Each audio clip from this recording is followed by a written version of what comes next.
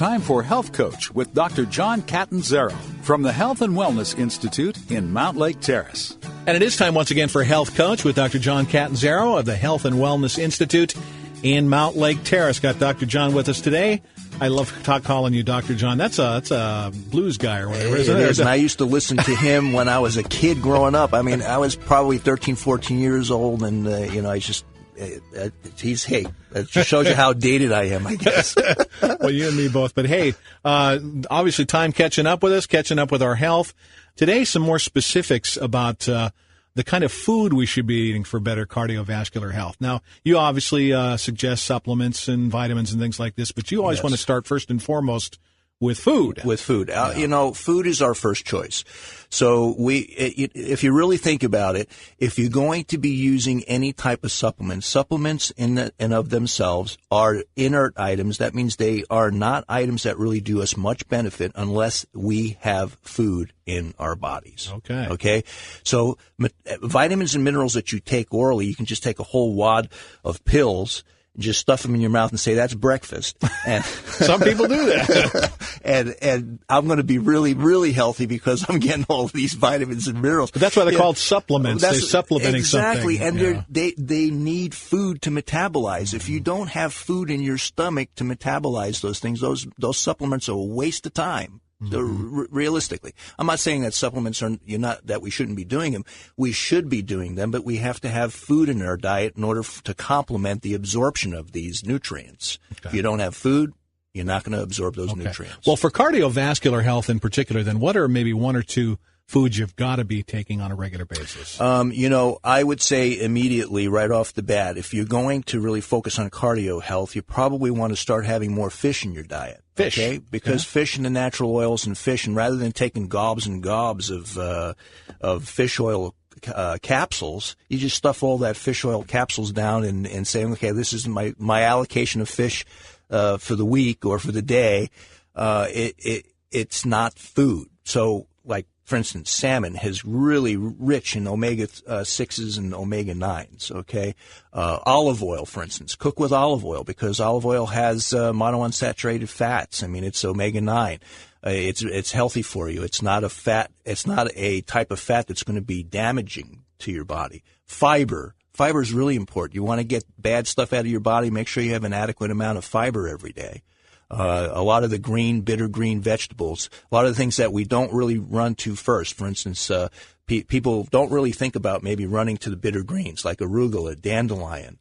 It's dandelion. Yeah, dandelion. Okay, really? Dandelion is an awesome food because it's bitter, it's cleansing, it nurtures the body.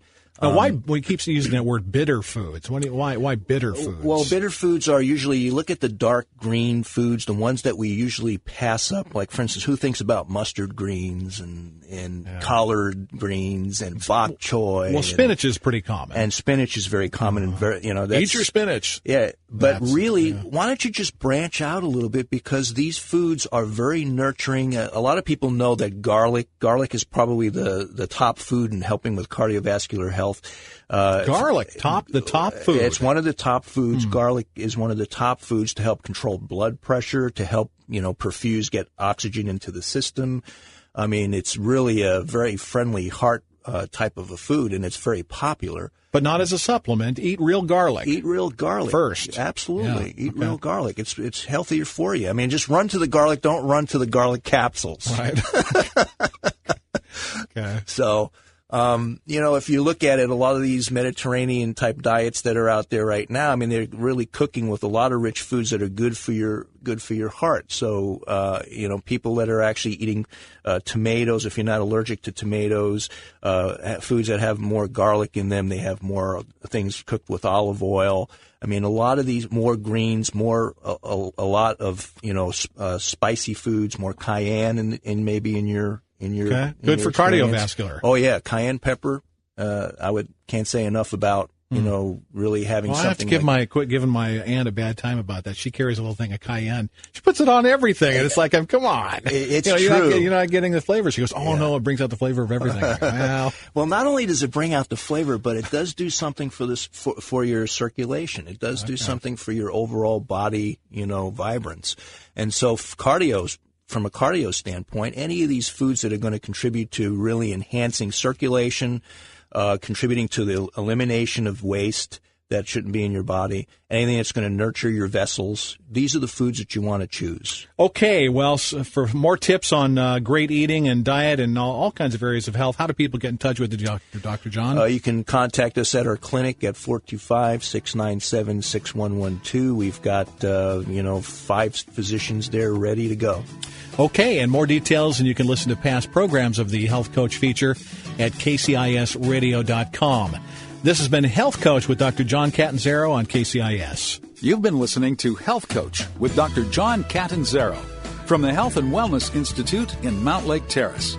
For more information, visit ehealthandhealing.com or hwicancerresearch.org or call 425-697-6112. You can also listen to past programs and submit your questions for Health Coach at kcisradio.com.